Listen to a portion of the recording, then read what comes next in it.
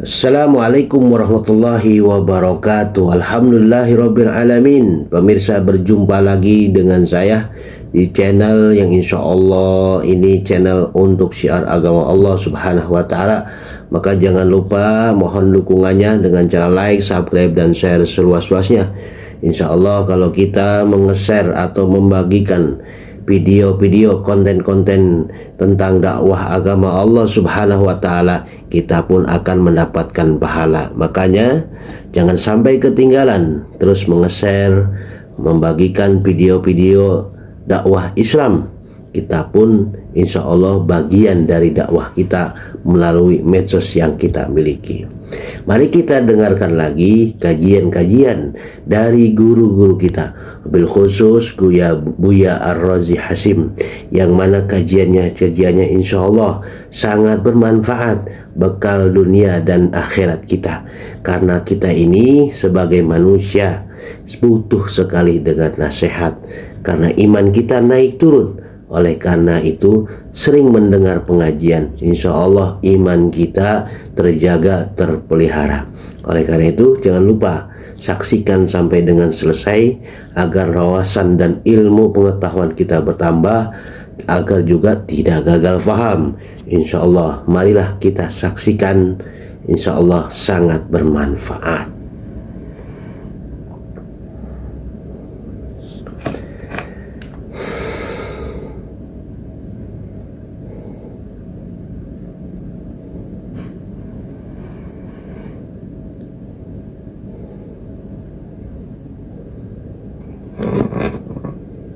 Nah, kitab Imam Ghazali Ihya Ulumuddin itu sudah melahirkan banyak ilmu. Bapak tahu sekarang ada psikologi Islam, itu dari kitab Ihya Ulumuddin. Ya, terapi Imam Al-Ghazali untuk psikologi itu lebih canggih daripada psikolog sekarang. Karena dia sebelum membersihkan orang, dia bersihkan dulu dirinya. Sekarang banyak gak psikolog stres? Banyak psikolog sama diri sendiri bingung gimana mau dibenerin orang lain, ya. Nah, Imam Ghazali memberikan dulu jalan, bersihkan dulu dirimu. Kamu mampu membersihkan dirimu, baru bisa membersihkan orang lain. Kamu sembuhkan dulu penyakit batinmu, baru kamu dapat menyembuhkan penyakit batin orang. Itu Imam Al-Ghazali, dan metodologinya sangat ilmiah. Dia meminjam ilmu kedokteran. Kalau kita belajar kedokteran, walaupun cuma belajar aja nggak jadi dokter, belajar sistemnya. Kan saya juga dapat kuliah untuk memahami kedokteran itu apa. Sekedar ingin mengetahui, oh begini modelnya. Seorang dokter ketika mendiagnosa, dia mencari penyebab penyakit seseorang, benar nggak? Maka sama-sama sakit kepala, sama-sama sakit perut. Kalau penyebabnya beda, obatnya bisa berbeda, beda umur, beda obat juga, beda dosis. Nah, seperti itu Imam Ghazali meminjam ilmu itu. Kenapa? Karena Allah menyebut kalbu bermasalah itu marad, penyakit.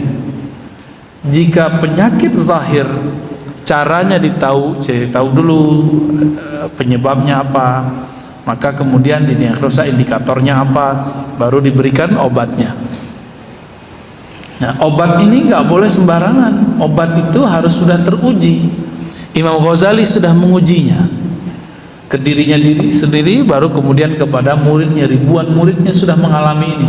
Maka kitab Ihya Ulumuddin sudah melahirkan banyak ulama, menghidupkan imam-imam besar, ya, ilmu-ilmu ulama-ulama kita terdahulu kemudian menjadi berkembang.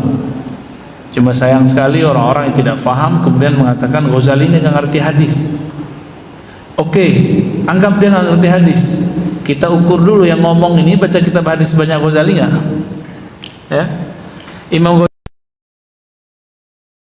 khatam Sahih Bukhari. Saya nggak yakin tuh orang yang kritik Imam Ghazali khatam Sahih Al-Bukhari, kurang yakin. Ya, Imam Ghazali itu apa hadis yang dia tulis itu semuanya dihafal. Dan di dalam kitab Ihya Ulumuddin hampir 5.000 hadis yang dia tulis. Belum lagi riwayat-riwayat ulama, kalam-kalam ulama sahabat tabi'in itu hampir kalau digabung menjadi sekitar 10 sampai 13.000. kotor, hitungan kotor saya ya. Kalau hadisnya sudah terhitung hampir 5.000, jadi 4.800-an. Itu sama jumlahnya dengan satu kitab hadis yang ditulis oleh Imam Abu Dawud atau Imam Ibnu Majah, persis sama. Seandainya di dalamnya ada hadis dhaif, hadis palsu 300 kan, yang udah terdeteksi dulu 300, buang aja 300, sisa berapa?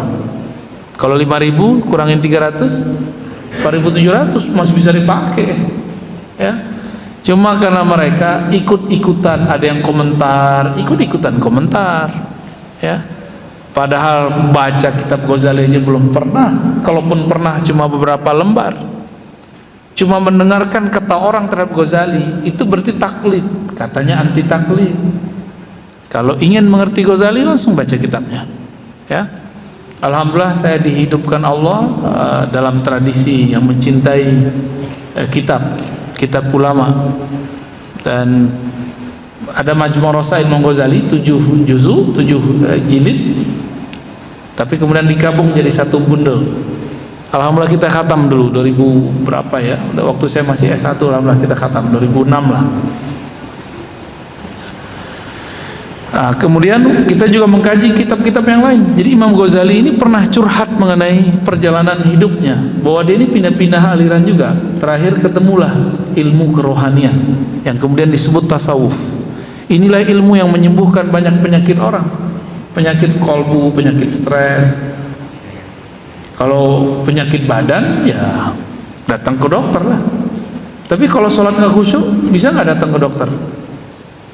Bisa nggak datang ke Ustadz Hafiz Quran? Jangan-jangan Ustadz Hafiz Quran ini juga nggak khusyuk sholatnya.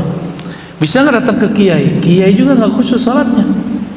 Terus ke siapa datang?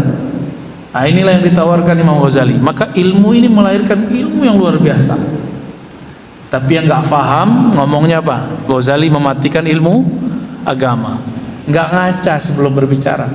Dia nggak sadar Salahuddin Al-Ayyubi itu merasa dirinya pengikut Ghazali. Muhammad Al-Fatih itu didikan seorang ulama yang merupakan pengikut ajaran Ghazali. Muhammad Al-Fatih, Salahuddin Al-Ayyubi itu ngikutin siapa? Syekh Abdul Qadir Jilani. Syekh Abdul Qadir Jilani mengatakan bahwa dirinya adalah pengikut Imam Al-Ghazali. Memang dipersiapkan. Makanya kitab beliau beberapa itu persis kayak kata-kata Ghazali, diulang aja di situ, nggak jauh beda, ya.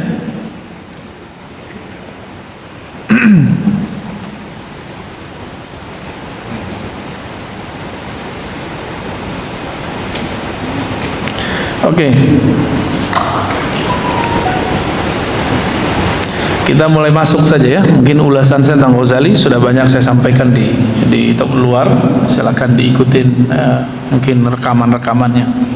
Bismillahirrahmanirrahim. Sebelumnya kita kirimkan baca Al-Fatihah untuk baginda Nabi Muhammad SAW. Kemudian untuk pengarang kitab ini Imam Abu Hamid Al-Ghazali dan guru-guru kita yang sudah mengajazahkan, mengajarkan, dan untuk diri kita sendiri dan jamaah yang hadir. Al-Fatihah. A'udzubillahi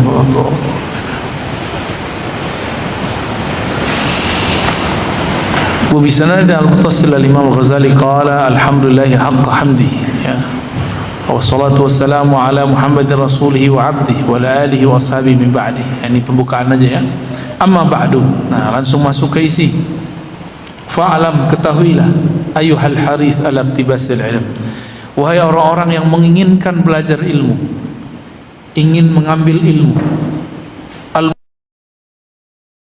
menunjukkan, menzahirkan bahwa dia ini mempunyai keinginan yang kuat.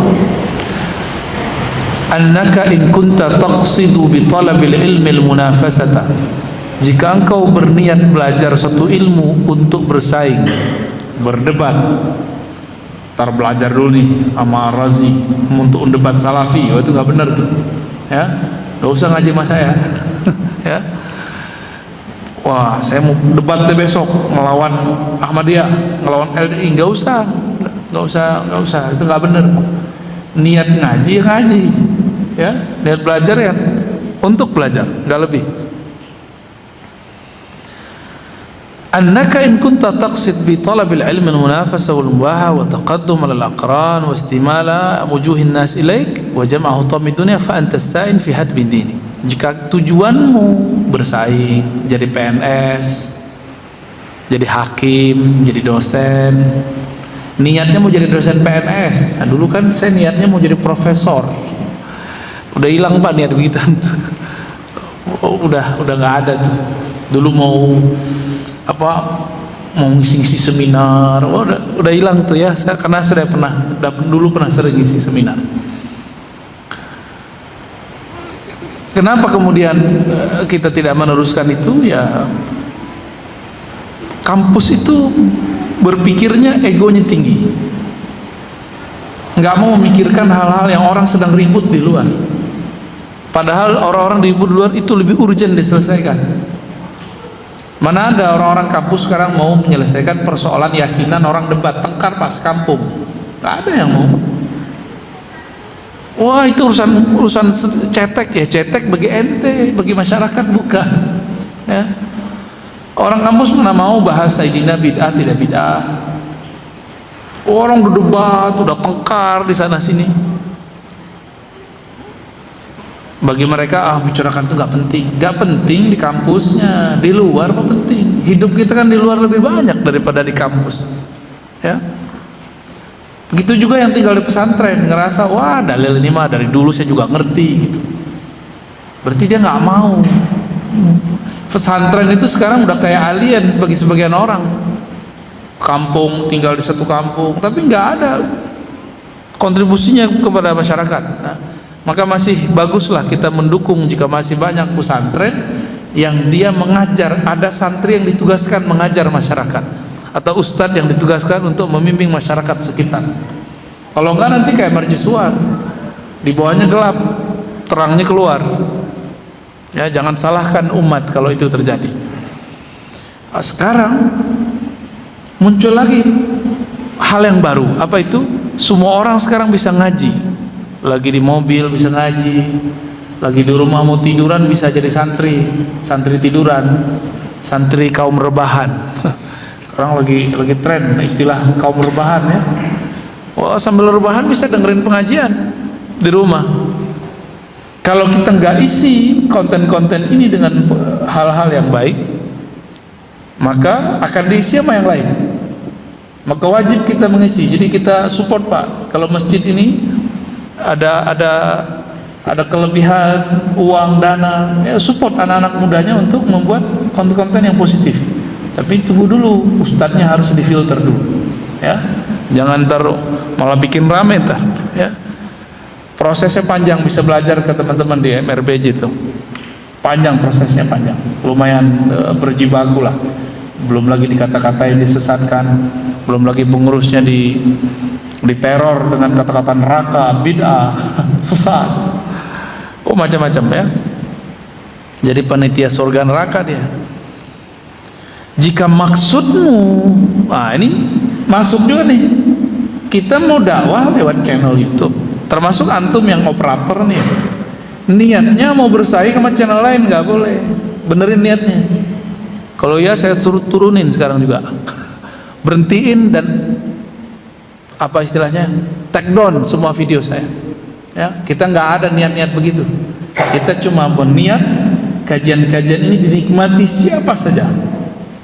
Kalau nggak saya nggak mau datang ke sini Pak. Ya, dan saya tertarik itu cuma ngaji kitab. Kalau ngaji-ngaji lepas tuh nggak tertarik. Ngaji kitab berapa juga datang, ayo beli ngaji kitab. Mau datang berapa, ayo silakan. Kajian Ghazali ini mendidik saya untuk tidak membedakan jamaahnya berapa orang. Ya, yang penting ada teman-teman media biar bisa. Walaupun di sini hadirnya sedikit, tapi nanti banyak orang yang menikmatinya. Itu yang penting. Target kita sekarang mengisi kekosongan itu. Konten-konten ini harus kita isi. Semoga para dai mulai melek. Jangan cuma mengejar bikin pesantren. Itu bagus. Tapi ada yang harus dibangun sekarang, membangun jiwa seseorang, karena mereka bisa dibangun lewat berangkat bekerja, pulang bekerja.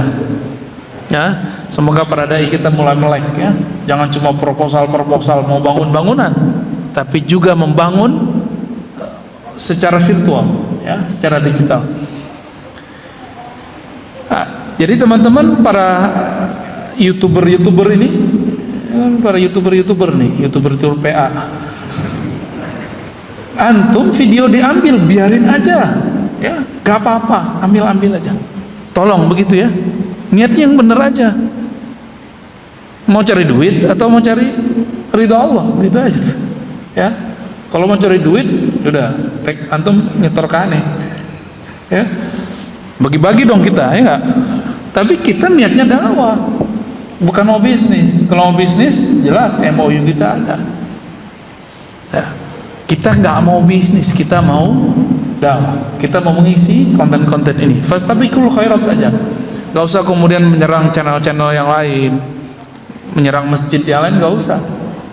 Kecuali kita diserang, kita bid'ah-bid'ahkan, disesat-sesatkan, ya sebatas menjawab, hak jawab ya boleh-boleh aja ya. Wal mubahah, berbangga-bangga, berdebat-debat, wa taqaddum alal aqran ya, biar terlihat lebih pinter daripada temen, biar kalau ngomong agama tuh lebih keren gitu ya. Nah, kalau itu tujuanmu, apalagi kalau ustadz, istimalati wujuhin nas, untuk menarik perhatian orang supaya banyak pengikut, banyak follower sama, banyak viewer sama.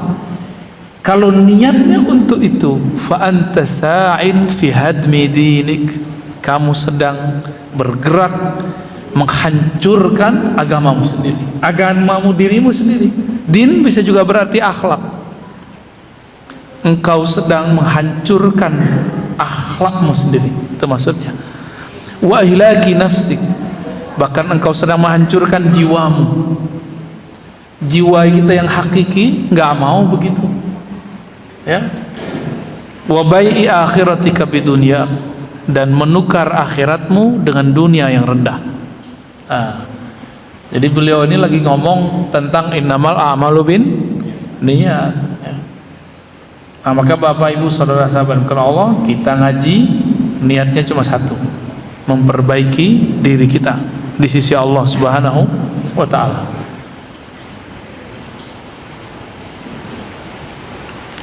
Yang anehnya, nah ini mohon maaf nih kalau ada guru-guru di sini. Guru ngajar di sekolah ngasih motivasi ke anaknya apa? Gimana motivasinya? Ntar kamu jadi presiden, ntar kamu jadi hakim, ntar kamu jadi ini, ntar kamu jadi itu. Begitu nggak sekarang? Itu pantangan pendidikan Islam, tarbiyah Islamiyah, pantangannya itu. Kita boleh bercita-cita, tapi tidak boleh jadikan itu niat. Nah, itu dua hal yang beda. Cita-cita boleh, tapi bukan jadikan itu niat. Dua hal yang berbeda. Kalau niatnya seperti tadi, muallimuka mu'inun laka ala isyani, gurumu pun termasuk orang yang sedang menjerumuskan kamu kepada maksiat. Nah, kalau pola-pola kampus kan sekarang begitu, benar nggak? Yang paling beruntung itu kampus saya, Pak, jurusan kampus Usuluddin. Usuluddin, fakultas Usuluddin itu nggak jelas mau jadi apa tamatnya. Yang satu lagi kalau di UIN tuh fakultas Dirasat Islamiyah. Dirasat Islamiyah itu kurikulum Al-Azhar yang dibawa ke UIN. Cuma lebih canggih, wajib masuk kelas. Kalau Al-Azhar kan nggak wajib. Nggak tahu kalau sekarang.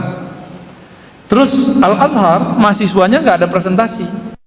Itu presentasi dalam bahasa Arab. Maka jangan heran ntar tamatan Ciputat UIN bahasa Arabnya kadang lebih fasih. Kadang, nggak semua ya. Kadang Arabnya Arab ala Ciputat. Itu plek semua kurikulum, bahkan ditambahkan itu mahasiswa presentasi, menulis makalah, terakhir nanti mereka nulis skripsi, dan itu tidak ada di Al-Azhar.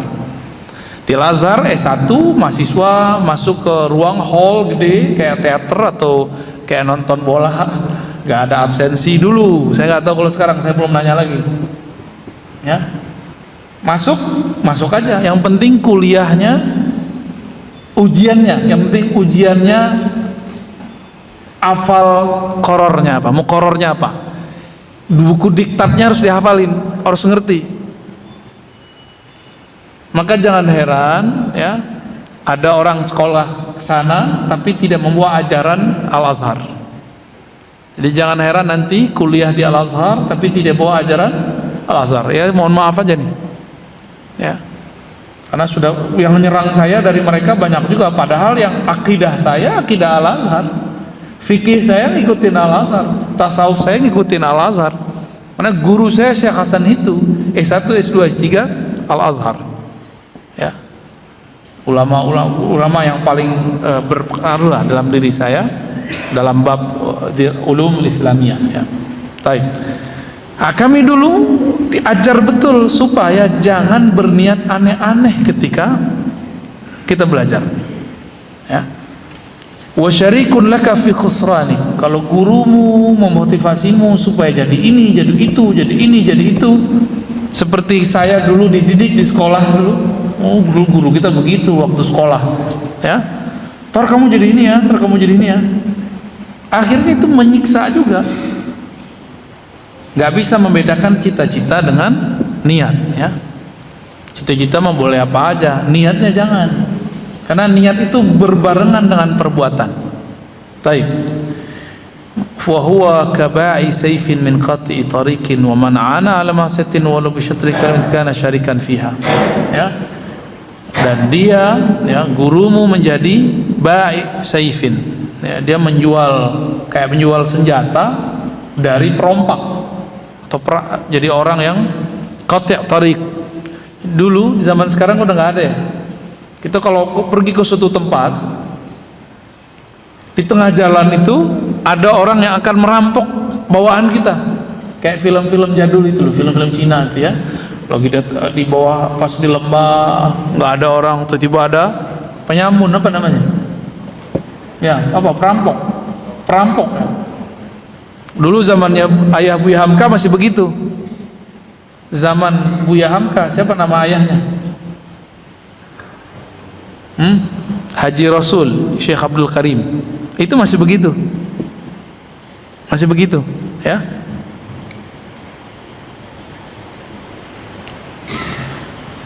Jadi kalau kita mau mengambil ilmu agama, cari guru yang juga tulus, maka dia akan menularkan ilmu plus ketulusannya.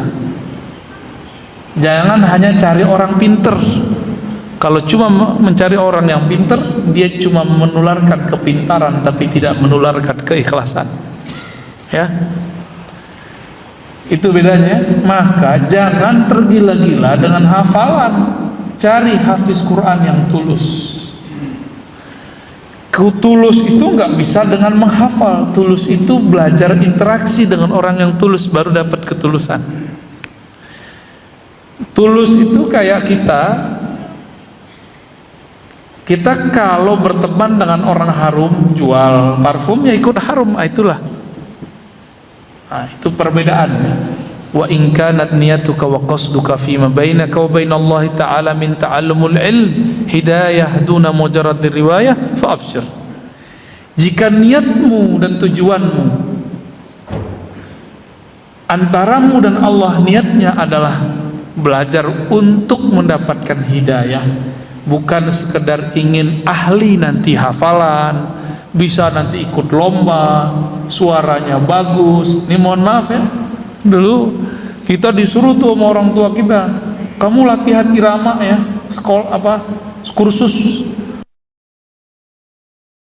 munazzam, baca Quran berirama, biar nanti itu kayak anak si Anunu juara, terdapat duit berangkat haji umroh gratis. Itu ya.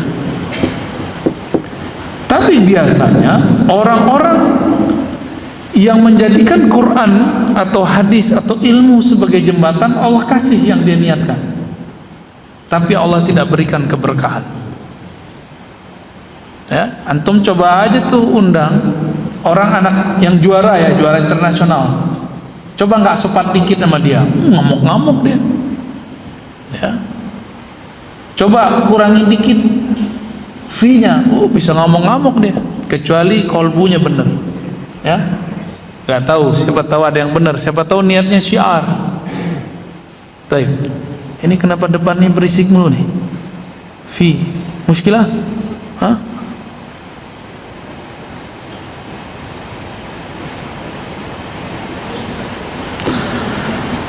Jika niatmu belajar itu mendapatkan hidayah, hidayah itu turunnya ke otak, ke akal, atau ke kolbu? Ke kolbu, benar. Hidayah turun ke kolbu. Kolbu itu kaitannya dalam tubuh yang zahir jantung, dalam kaitan yang batin disebut hati, tapi bukan hati liver ya. Jika maksudmu mendapatkan hidayah, fa'abshir, maka bergembiralah engkau. Fa innal malaikata tabsutu laka ajnihataha. Karena malaikat melebarkan sayapnya untukmu, seperti disebutkan dalam hadis Imam At-Tirmidzi, ya. Idza masyaita, jika engkau jalan. Jadi Bapak Ibu ini kalau tadi berangkat ke masjidnya niatnya untuk itu, untuk apa? Untuk sholat plus ngaji, dapat 2 pahala udah. Pahala sholatnya, lalu pahala belajarnya. Ini kan kitab sudah ada terjemahannya, bisa dicari, silakan cari ya. Udah ada tuh ya, penerbit Turos, ingat saya tuh, cari tuh kumpulan risalah Imam Ghazali, salah satunya ini sudah ada online-nya Pak, cari. Kita support teman-teman kita yang mau menerjemahkan kitab Imam Ghazali, karena dia nerjemahnya bagus. Kebetulan di situ ada mahasiswa-mahasiswa saya beberapa yang menerjemah, terjemahannya bagus, silakan dicari. Karena buku terjemahan ini kan jelek-jelek, mereka lumayan serius. Dan ini agak prihatin karena beberapa penerbit keislaman sudah banyak yang hancur. Dulu ada Serambi, udah hancur Pak ya, hancur udah gak ada sekarang. Semoga nanti muncul yang baru-baru nih. Yang ada kita support ya. Saya support, begitu endorse saya nggak dapat kecuali bukunya doang Pak. Ya, kita sama-sama berjuang dengan mereka. Mereka berjuang untuk seperti itu, kita berjuang untuk mengajarkan isinya. Ya, semoga keberkahan kita dapati semua. Amin.